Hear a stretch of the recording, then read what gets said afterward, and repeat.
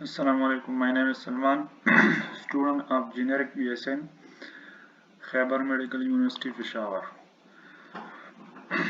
हम आगाज़ करते हैं BSN का जो कोर्स है। पहले हम एनाटॉमी के पहले लेक्चर अपलोड करेंगे, फिर बायोकेमिस्ट्री, पोएम, माइक्रोबायोलॉजी। इसमें हम सिंपल आसान लफ्ज़ों में एक्सप्लेनेशन करेंगे। फिर MCQs की तरह किस तरह से आते हैं इन टॉपिक से केम्यू का, और जो इम्पोर्टेंट कंसेप्ट है MCQs के हवाले से वो डिस्कस करेंगे। केम्यू का जो पहला चैप्टर है एनाटॉमी का, उसमें इतना एक्सप्लेनेशन नहीं है। मैंने देखा उसको जो रहमान कॉलेज ऑफ नर्सिंग का जो स्लाइड है फर्स्ट चैप्टर का एनाटॉमी का, तो उससे केम्यू का जो फर्स्ट चैप्टर है वो क्लियर होता है, सारे कंसेप्ट उससे क्लियर होता है। और इसमें बहुत ज़्यादा कंसेप्ट वो भी है जो वो दो इम्पॉर्टेंट है और केम्यू की स्लाइड में नहीं है, और इससे MCQs आते हैं। इस चैप्टर का दो पार्ट्स है, दूसरे पार्ट भी चैनल में मौजूद है। तो आ जाते हैं लेक्चर की तरफ। जो लर्निंग ऑब्जेक्टिव है, पहले हम लर्निंग ऑब्जेक्टिव इस चैप्टर का क्या है। तो लर्निंग ऑब्जेक्टिव इस चैप्टर का है कि बेसिक फंक्शन ऑफ ऑर्गेनिज्म, कि जो बेसिक फंक्शन ऑफ ऑर्गेनिज्म है वो क्या है, एनाटॉमी एंड फिजियोलॉजी क्या है, identify the major level of organisation in organism, जो ऑर्गेनिज्म किस तरह से बनते हैं, किस किस चीज़ से बनते हैं वो डिस्कस करेंगे। फिर जो इम्पोर्टेंट 11 ऑर्गन सिस्टम है बॉडी में, वो उसका कंपोनेंट, उसका थोड़ा थोड़ा फंक्शन हम डिस्कस करेंगे। और ये वाला पार्ट नहीं है होमोस्टासिस, ये हम दूसरे चैप्टर में डिस्कस करेंगे। और जो एनाटॉमिकल टर्म, एनाटॉमिकल मूवमेंट्स है, और एनाटॉमिकल पहले जो चैप्टर है केम्यू का, उसमें ये नहीं है, लिहाजा ये बहुत इम्पोर्टेंट है MCQs के लिहाज से। ये भी हम पढ़ेंगे, एनाटॉमिकल टर्म, एनाटॉमिकल पोजीशन और anatomical movements.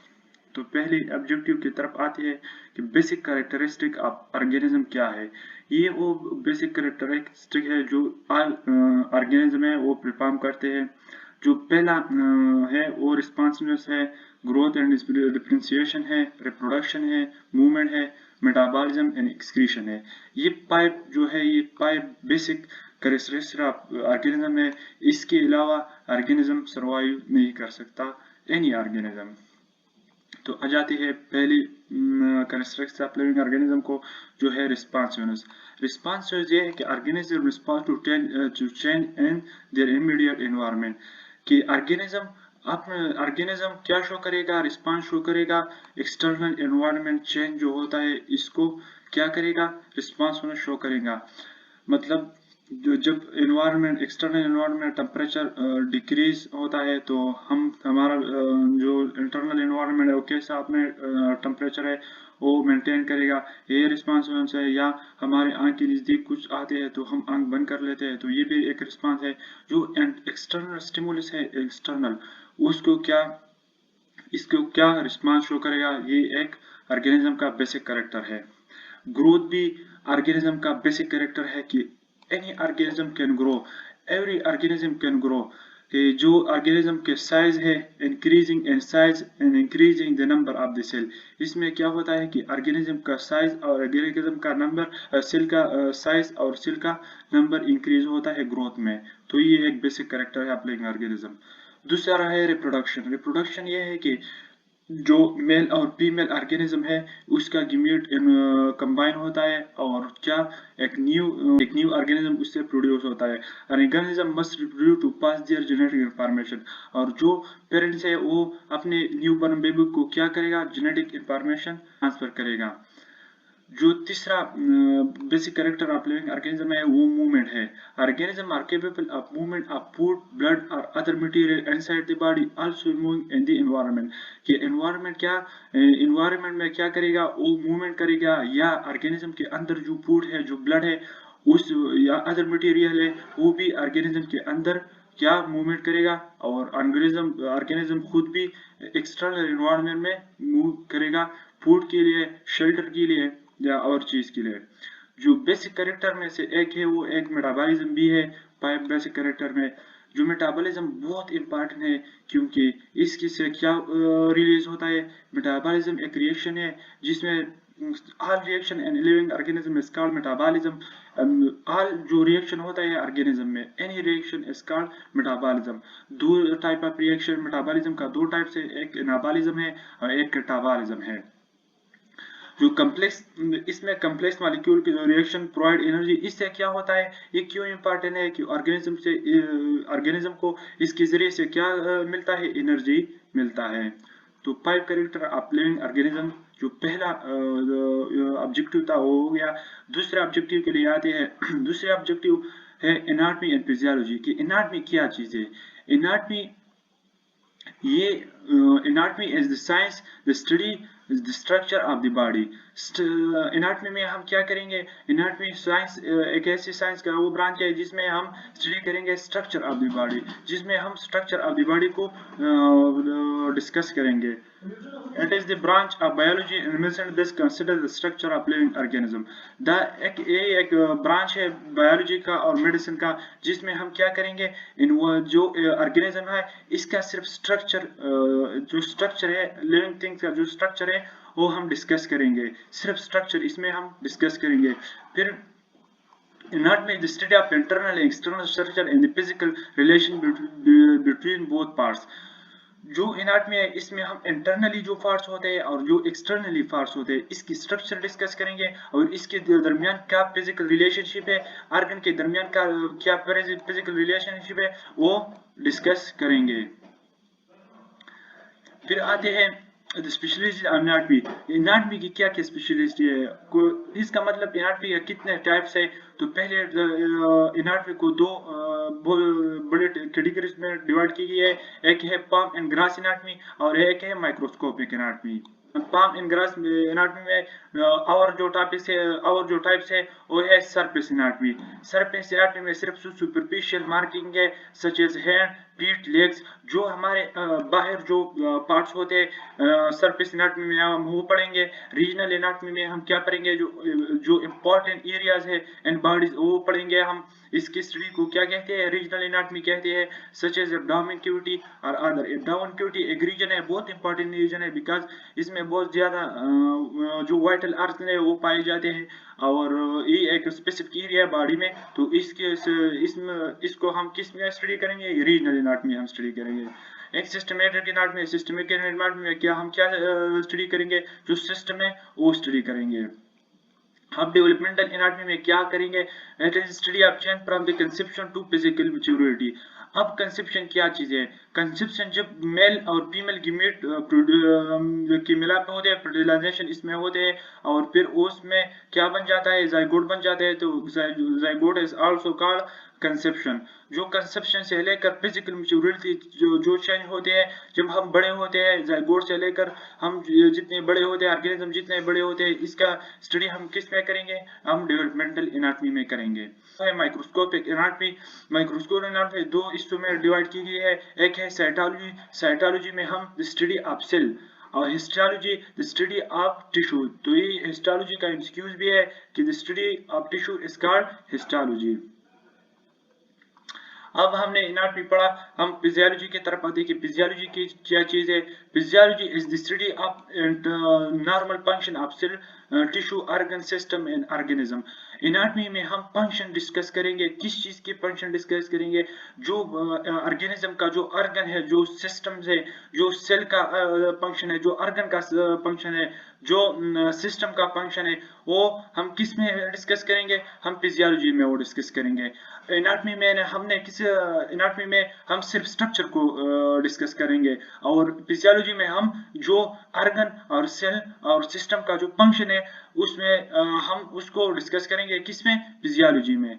Physiology is study of how living organism perform their vital function.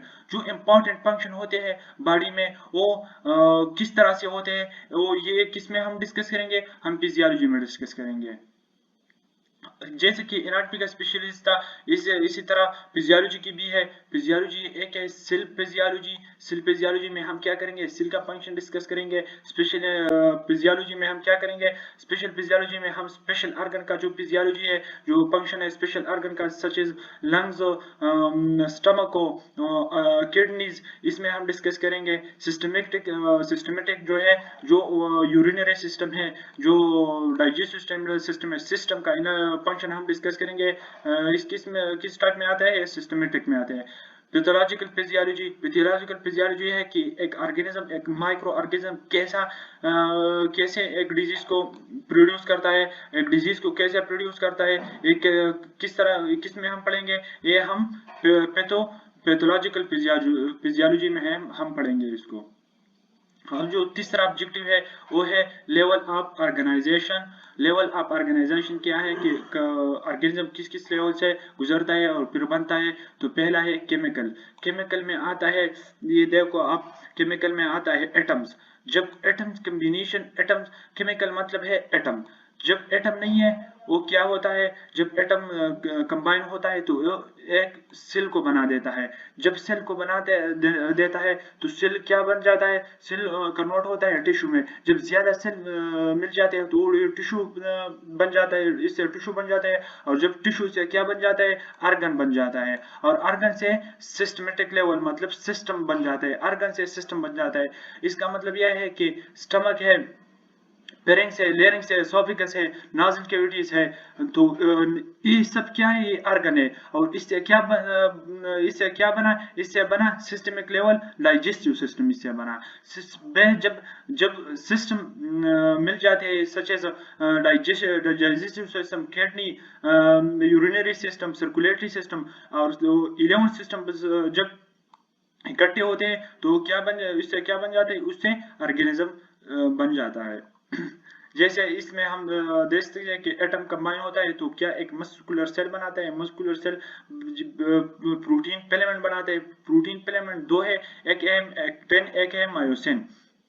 जो ये बड़ा वाला है, ये ग्रीन, ये पिंक वाला, तो ये है मायोसिन, ये वाला है एक्टिन। ये हम फिर फिजियोलॉजी, आप मसल जब पढ़ेंगे, मसल कैसा कंट्रैक्ट रिलैक्स होता है, तो हम उसमें फिर पढ़ेंगे मायोसिन क्या है और एक्टिन क्या है और ये कैसा फंक्शन करता है। तो फिर सेलुलर लेवल, इससे क्या बन जाता है, इससे एक सेल बन जाता है। मायोसिन एक्टिन एक प्रोटीन फिलामेंट्स है, इससे एक सेल बन जाता है। और सेल से जो टिश्यू बन जाते हैं, और टिश्यू से क्या बन जाता है, एक ऑर्गन बन जाता है। तो ये रहा लेवल ऑफ ऑर्गेनाइजेशन। हम जो इम्पोर्टेंट और मोस्ट इम्पोर्टेंट ऑर्गन सिस्टम है, ऑर्गन सिस्टम क्या है, ऑर्गन सिस्टम, ये एमसीक्यूज याद रखिए कि बॉडी में कितना, ह्यूमन बॉडी में 11 ऑर्गन सिस्टम पाए जाते हैं। बेसिक जो फंक्शन है वो 11 है, ये एमसीक्यूज के लिहाज से याद रखिए। हम अब इस सब का एक एक रिव्यू करेंगे, इसके ऑर्गन और फंक्शन को थोड़ा थोड़ा डिस्कस करेंगे। तो पहला जो सिस्टम है वो है इंटरक्यूमेटरी सिस्टम। इंटरक्यूमेटरी सिस्टम में क्या क्या आता है, स्किन आता है, हेयर आता है, स्वीट ग्लैंड आता है, नेल्स आता है। इसका मतलब क्या है, इंटरक्यूमेटरी सिस्टम में जो हमारा एक्सोस्केलेटन है, एक एंडोस्केलेटन है, एक एक्सोस्केलेटन है। एक एंडोस्केलेटन में हमारे जो स्केलेटन सिस्टम होता है, एंडोस्केलेटन में जॉइंट्स होता है, बोन्स होता है, ये आता है। और जो हमारे जो इंटरनल जो एक्सोस्केलेटन है, एक्सोस्केलेटन में जो हमारी बॉडी का अपर जो स्केलेटन है ना, नेल्स हो गया, हेयर्स हो गया, जो सख्त पोर्शन, सख्त ऑर्गन, सख्त पोर्शन है हमारी बॉडी के बाहर की तरफ, उसको हम क्या कहते हैं, एक्सोस्केलेटन कहते हैं। एक्सोस्केलेटन सिर्फ जो इंसेक्ट्स होते हैं, इंसेक्ट में सिर्फ एक्सोस्केलेटन पाया जाता है, उसमें एंडोस्केलेटन नहीं होता। तो इसका मेन फंक्शन है कि बॉडी को, इंटरनल बॉडी वाइटल ऑर्गन को प्रोटेक्ट करना। और जो स्किन है ये फर्स्ट लाइफ डिफेंस भी है। फर्स्ट लाइफ डिफेंस जो इम्यून सिस्टम है, फर्स्ट लाइफ डिफेंस है, हमारे बॉडी को डिफेंस करता है। तो फर्स्ट लाइफ डिफेंस में स्किन भी आता है। हेल्प रेगुलेट बॉडी टेम्परेचर को रेगुलेट करता है। ये कैसे रेगुलेट करते हैं हम दूसरे चैप्टर में पढ़ेंगे, होमोस्टासिस में है वो उसमें पढ़ेंगे। प्रोवाइड सेंसरी इंफॉर्मेशन, जो सेंसरी इंफॉर्मेशन मतलब यह है कि इंटरनल एक्सटर्नल का जो एक्सटर्नल एनवायरनमेंट का जो सेंस है, जो चेंज होता है एक्सटर्नल एनवायरनमेंट, इससे हम सेंस करेंगे। ये जो नर्व एंडिंग नहीं है, नर्व सिस्टम का जो नर्व एंडिंग है वो स्किन की तरफ आते हैं और स्किन में मौजूद होते हैं, इसलिए हम सेंसरी इंफॉर्मेशन भी इससे लेते हैं। दूसरा जो सिस्टम है वो है नर्वस सिस्टम। नर्वस सिस्टम में जो मेजर ऑर्गन है वो ब्रेन है, स्पाइनल कॉर्ड है, पेरिफेरल नर्वस सिस्टम है, सेंस ऑर्गन है। Brain, spinal cord, peripheral nervous system, जो हमारी नर्वस जो न्यूरॉन होते हैं वो जब बॉडी से स्पाइनल कॉर्ड और ब्रेन को जाती है तो उससे हम क्या कहते हैं, उसको हम पेरिफेरल नर्वस सिस्टम कहते हैं, पेरिफेरल नर्व कहते हैं। और सेंस ऑर्गन जो वो सेंस ऑर्गन जिससे हम सेंस कर सके, जिससे हम डिटेक्ट कर सके एक स्टिमुलस को, क्या बाहर एक्सटर्नल चेंज को हम डिटेक्ट कर सके, such as nerve ending, it is called sense organ. Function इसका क्या है? फंक्शन इसका क्या है कि हम इमीडिएट रिस्पांस शो करें स्टिमुलस को, जो एक्सटर्नल एनवायरनमेंट में जो चेंज आता है इसको हम रिस्पांस शो करें।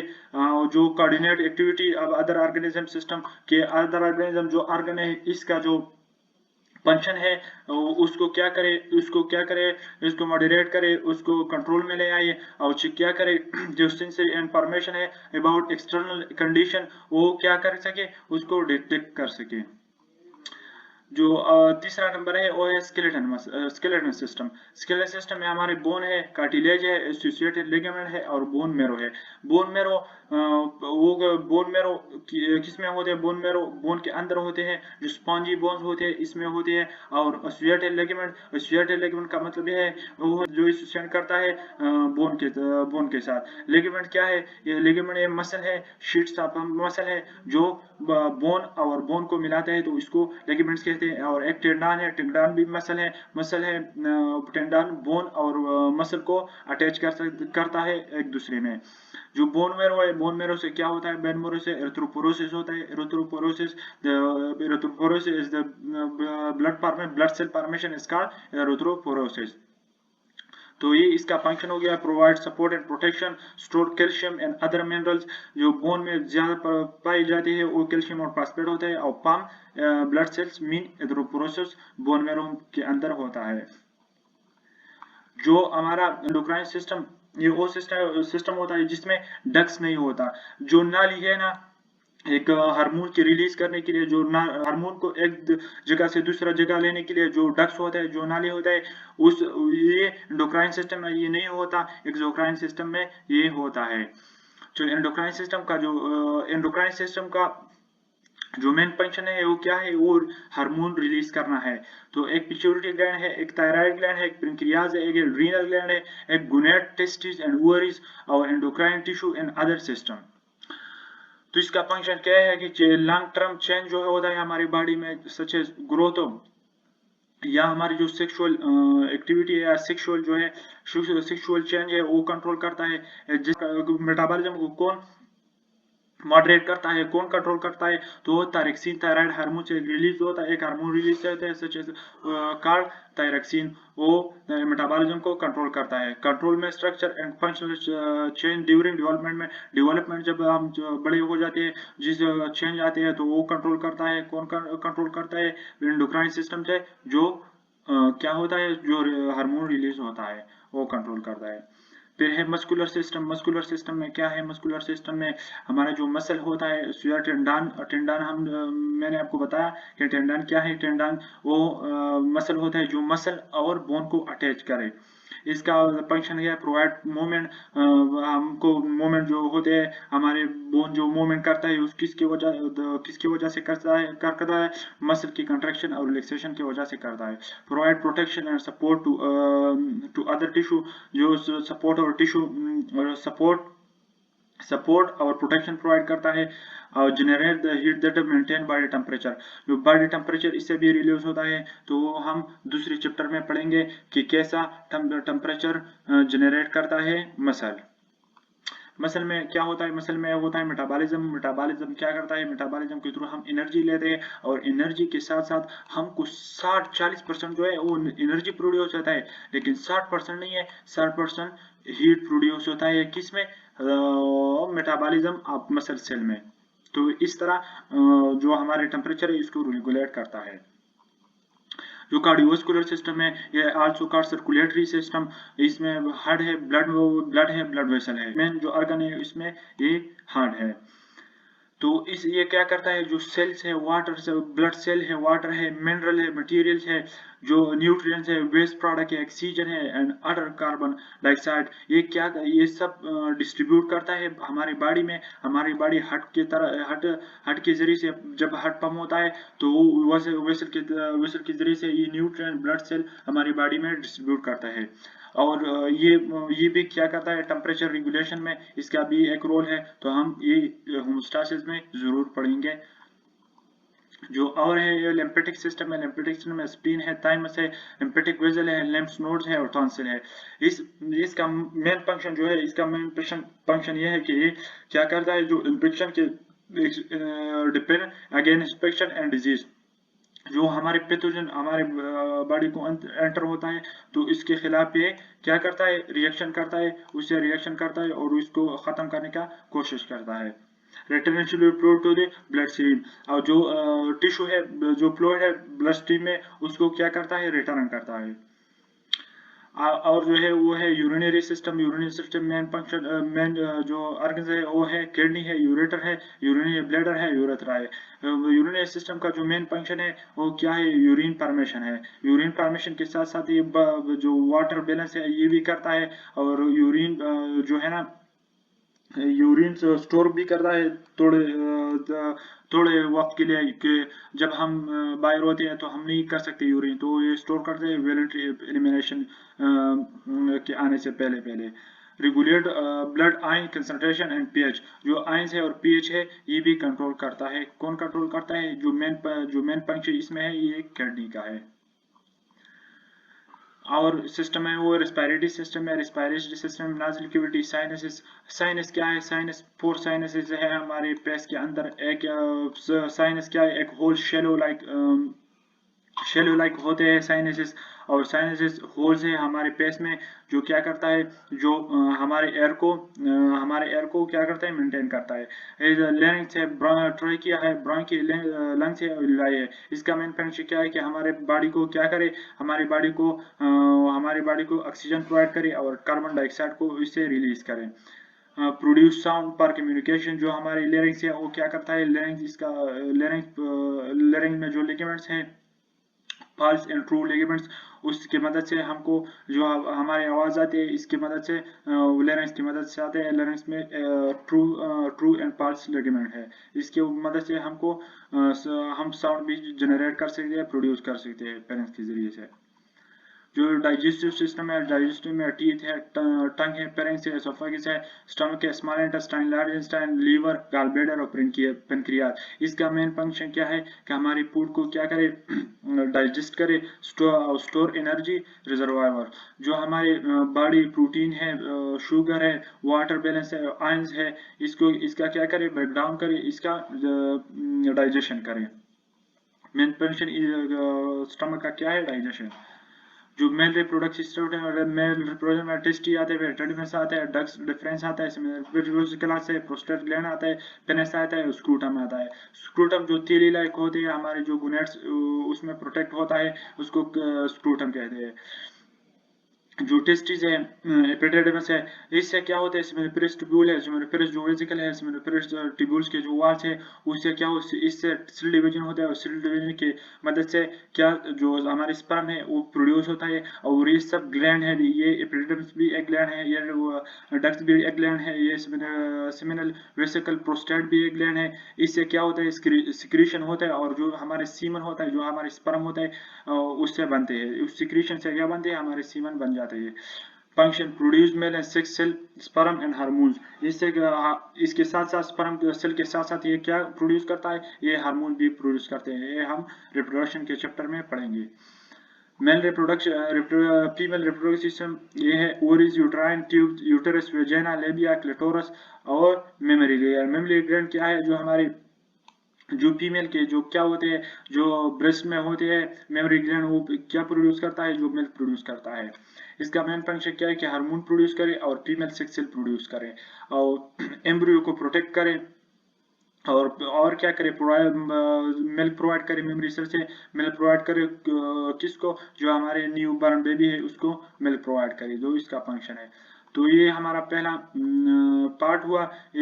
हमने इसको बहुत डिटेल में समझा।